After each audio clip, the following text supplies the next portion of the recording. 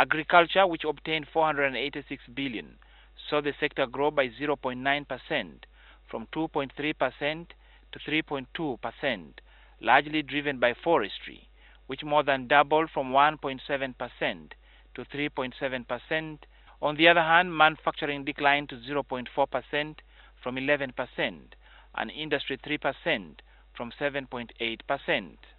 With joint government and donor funding, critical multi-trillion shilling power dams of Karuma and Isimba came into focus over quality assurance.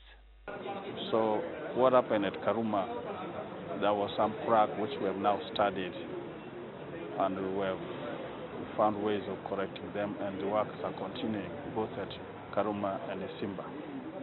So there's nothing to worry about. These dams will be delivered in time. The Public Works and Transport, financed at 3 trillion shillings of taxpayers' money, is yet another where reality of slow implementation and abuse came to the fore. Districts, urban and community access road networks, in particular, had some of the entities not received their disbursements from the Uganda Road Fund due to shoddy work, but also failure on timely delivery.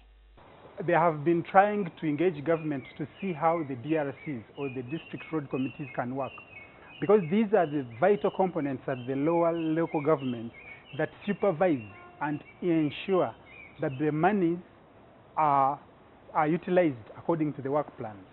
However, this is not done. Even with close to half a trillion shillings in funding, the agricultural sector still saw concerns over proper direction. Tax experts, for instance, say that waivers on machinery and equipment barely benefited local agribusiness players. You import the equipment tax-free. If you do agro-processing, they will give you an exemption. But you see, agro-processing also takes a lot of money. So that is, you will now find that the people who would benefit are mainly foreigners and not the local farmer in the village who would be the main guy. With a weak local currency that could barely cope with the dollar pressure this financial year, the Minister of Finance notes that options to balance the economy's position was equally tight. Keith Mwakanizi, the Secretary to the Treasury, says that the proposed acquisition of approximately 700 billion shillings or $200 million from the PPA Bank delivered some hiccups. Said these people are going to consume it.